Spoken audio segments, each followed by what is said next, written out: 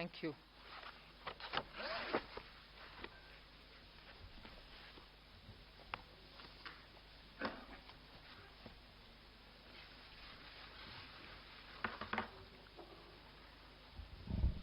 Good evening, and thank you for being here now after the budget has been laid on the table of the House. As opening remark, I'll just give a few indications of what has been highlighted in the budget. Broadly, I think the 4 emphasis points are on empowering women, giving a lot more attention to the SHG groups which are in the rural areas, trying to scale them up, give them the opportunity to brand and produce and also market their products in a far more scaled up and professional manner. Emphasis on tourism and training of youth for readying themselves for tourism, specific action for 50 destinations where comprehensive tourism action plans will be introduced. Then what is being called as PM Vikas, looking at Vishwakarma, people who create things, make things out of their hands using tools. In some states they are called Vishwakarmas, in some other states some castes are referred to as Vishwakarma, but what we mean here is to cover all those artisans and craftspeople who do things with their hands using some tools, so not specifically only to some particular communities, but to all who create the soft power of India through their craftsmanship. Then the 4 is green growth, the 4th one, which is in every sphere of life we have policy interventions and enabling provisions made so that India moves fast on the transition to renewable energy, the investments made for hydrogen mission, renewable energy transitional facilities which we need, natural gas, and also looking at biogas, also evacuation of power from renewable energy sources located in Ladakh to the rest of the country. So those are 4 highlights which I'd like you to go back to see the scale in which we are approaching these issues and the impact that it will have on large sections of India's population. Then, of course, I gave 7 priorities, which began with talking about inclusive growth, investments in infrastructure, also reaching the last mile so that those who are still left without a house or a sanitary facility or a road which is reaching them, and so on. So the last mile, reaching the last mile for those who desperately need that kind of a link are all being covered. Then we are also looking at a very futuristic fintech financial sector for which we have brought in some specific ideas. We are looking at also improving the industrialization of this country, where people will be trained for Industrial Revolution 4.0, which means they're going to be trained for AI, IoT, using Web3 in other words. So training manpower to ready themselves for industries which are rapidly becoming industrialized in the Web3 context. Then digital economy, unleashing the digital power of India in various walks of life, setting up an artificial intelligence research center, Center for Excellence. So all these are in Part A. There's a lot of increase in the agriculture credit availability, 20 lakhs being made available for agriculture credit. Also a sub-scheme under the PM Matsya Sampada Yojana, making sure that people living in the coastal areas are going to benefit from it, fishermen are going to benefit from it. Now, if largely the Part A has looked at these, Part B has aimed at rationalizing the customs duties, also making sure personal income tax, after a very long time, has had substantial changes which will benefit the middle class.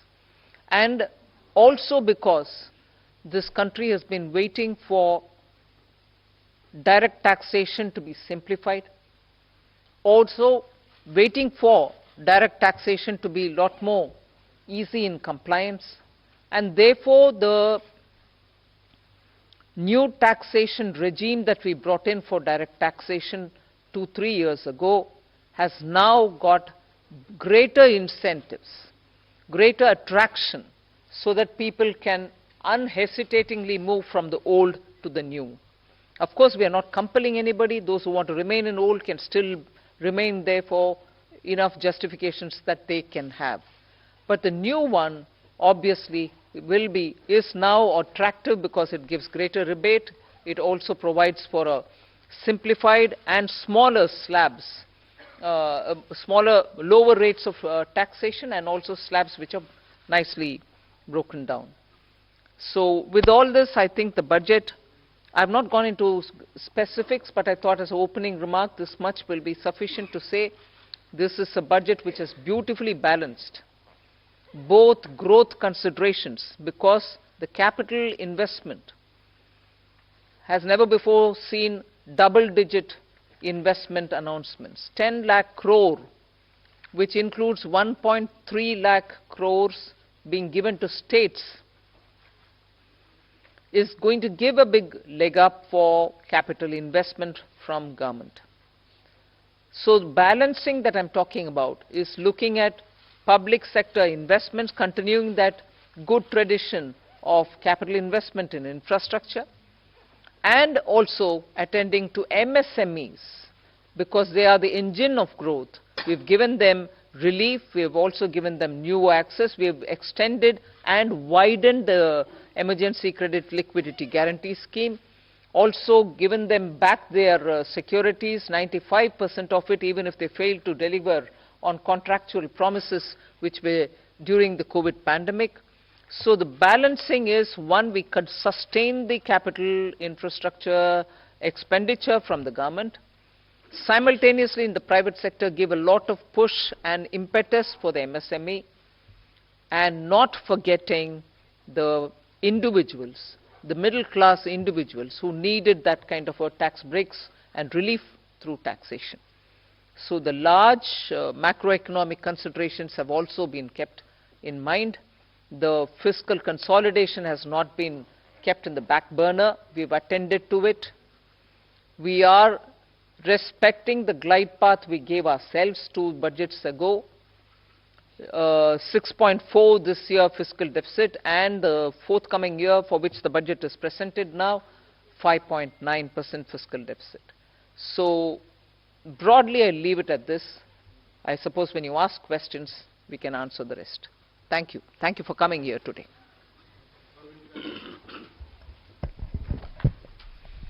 Good afternoon, ma'am. Good afternoon, ma'am. Shishir here from Hindu Business Line. Ma'am, my question is that when there is an announcement for 7 lakh rupees under new tax regime, that will no tax to be paid, and then you are talking about rejigging the new tax regime, does this mean that this is the end of exemptions for various incentives, exemptions for investment and savings? Well, I've already addressed this, I think. We want to make the new tax regime, which is without exemptions, attractive enough for people to think that this will be the best option for them because it gives them better rates. It doesn't also make the compliance a burdensome exercise.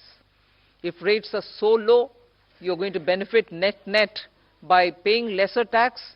Even those exemptions that you would have otherwise gained from would have resulted in probably net amount being the same. So we made this a lot more attractive. But if there are people who still think that being in the exemption regime, which is the old regime, benefits them, they're welcome to continue where they want. But yes, the ultimate interest is to make the simpler regime more attractive. And that is why we've come up with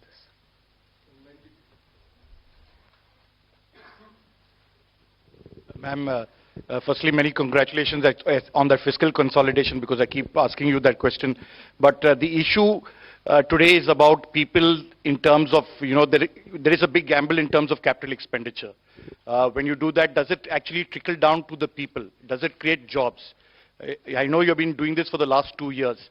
Are you sure that this will really trigger off job creation, one, to, money in the hands of the poor people? The second, of course, is about inflation, which again, you, like last year, you haven't really touched about it, but you have had the letter from RBI. Your chief economic advisor yesterday says we are in uncertain times, but we hope that it will be under the check of 4 to 6%, hopefully the lower band of RBI. What is your answer to both these points?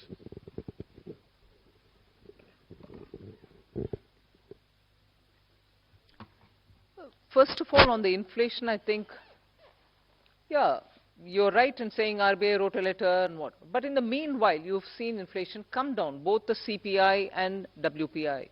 Action is being taken by the government. We take inflation-related steps as and when things develop in the ground and in response to it. And that has borne result. So inflation is not something which we are looking the other way while it is changing up and down. We have kept attending to it, and as a result, you find the result. On fiscal consolidation, you asked me the question, and I've already explained that we have attended to it with all earnestness, having respected the glide path we gave ourselves earlier. Jobs. Yeah. See, first of all, I find it a bit odd you may want to ask this question like this. Capital expenditure. I would have appreciated if you asked me, you said something in the BE, but you have not really exhausted what you put forth. You have not really used it in the ground. It is unfulfilled in the sense targets have not achieved. I would have been happy to answer if that were to be the case.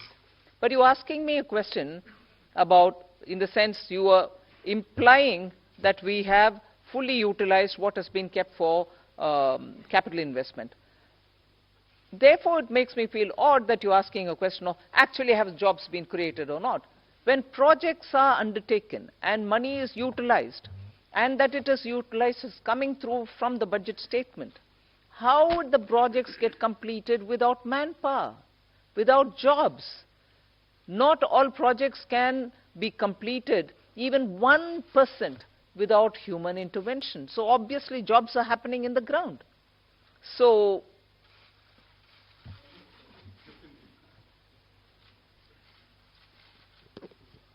Ma'am, I want to ask you, ma'am here. Ma'am, I want to ask you what percentage of taxpayers had moved to the new tax regime in the last assessment year? And is there a number that you expect, 50%, 60%, whatever?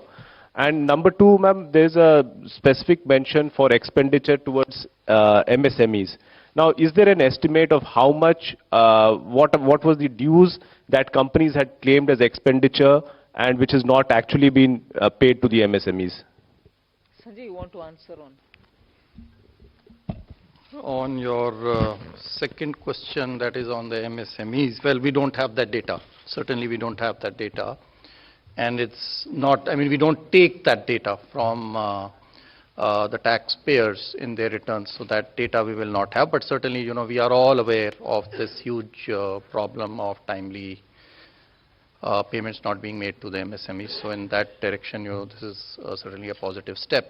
Coming to your first question on the exemption-less regime, let me say that for companies, the 22% tax regime that we got, 61% of our tax now, the corporate tax, more than 60% is actually coming from the exemption-free tax regime.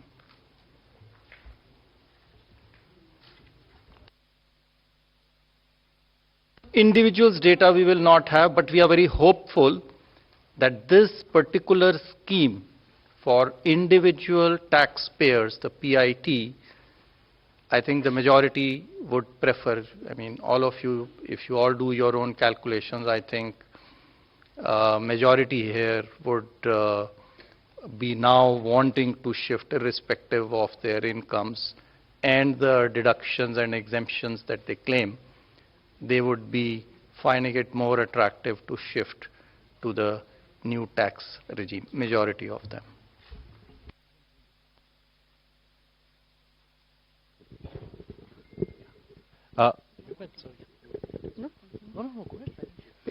Ma'am, very good afternoon. Congratulations on a great budget. It's very clean, simple, nicely done. Ma'am, one quick question on capex and one more on petroleum subsidy. Ma'am, your capex for RE is lower actually in terms of the spend as of now. But the target is, greatly stepped up for FY24. So what gives the confidence that it will be all utilized? That capex RE is lower, ma'am. 7.28 versus slightly lower, and a big jump for FY24. So what gives the government the confidence that all of it is going to be utilized and well spent? That's one, ma'am. And second, ma'am, on the petroleum front, the LPG subsidy has been kept pretty low. You had announced certain additional measures last year in May, along with the deep cuts in excise on petrol, diesel. So what happens to those announcements regarding LPG subsidy? They have not been rolled over. And plus, ma'am, there is a demand coming in from oil cores now after LPG losses that you have made good by giving them money. That something needs to be done on fuel also. So would the government consider? What was the last bit? Something has to be done for who? Basically, demand coming in from oil cores in terms of... oil marketing companies. Yes, cash compensation. The money for which fuel. is now being given is not for that. Not for that, ma'am. So, all of it. So, on your first question on capital expenditure. So, yes, the revised estimates are about 97% or 98% of the budget estimate. Yes, there is a slight deviation. It's mainly on the state capital expenditure, which is falling short of the 1 lakh crore. Actually, the central capital expenditure is going to exceed the budget estimates.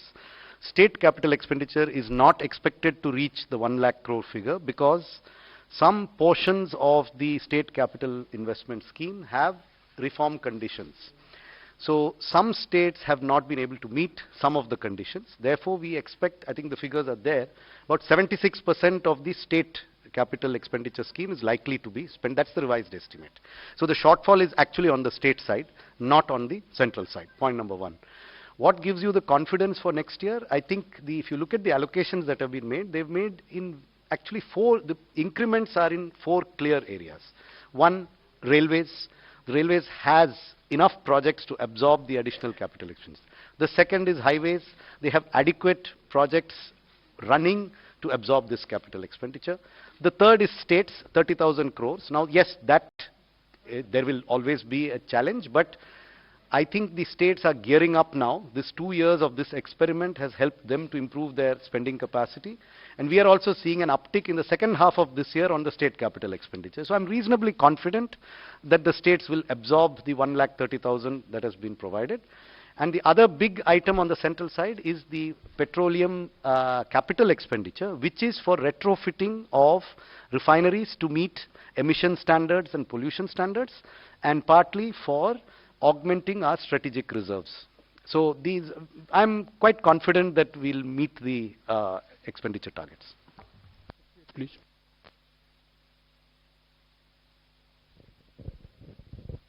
Tarun Sharma from Z Business. Ma'am जो disinvestment का जो target है वो 65,000 से 50,000 किया है और next year का 51,000 किया है. तो मैम इससे हम ये समझें कि जो दो गवर्नमेंट बैंक का जो प्राइवेटाइजेशन होना था और जो 2 इंश्योरेंस कंपनीज का जो प्राइवेटाइजेशन होना था वो अब 2024 के बाद ही संभव हो पाएगा, उससे पहले नहीं हो पाएगा, क्योंकि मैम जो टारगेट ये कर रहे हैं. दूसरा सवाल मेरा संजय सर से है.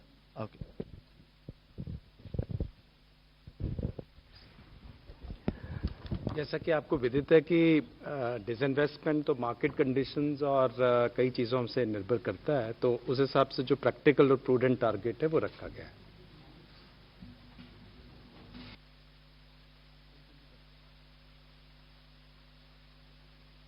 Ma'am, I am Monica from the New Indian Express. Ma'am, what was the need to lower effective tax rate for high income group at this point in time? And also tax collection at source has been increased from 5% to 20% or on overseas tour package. So what is the reason behind this massive increase? See, the tour packages are generally taken by people whose effective tax rate is certainly more than 30%. So if we are charging them 20% TDS, I don't think it is high. Our attempt always has been to charge TDS at more or less similar rates, if not exactly the same rates. So that answers your question number one. Question number two on, I think you are referring perhaps to surcharge, which has been reduced. Well, our rates, the highest tax rates in our country were amongst the highest, even more than, some of the developed countries. And so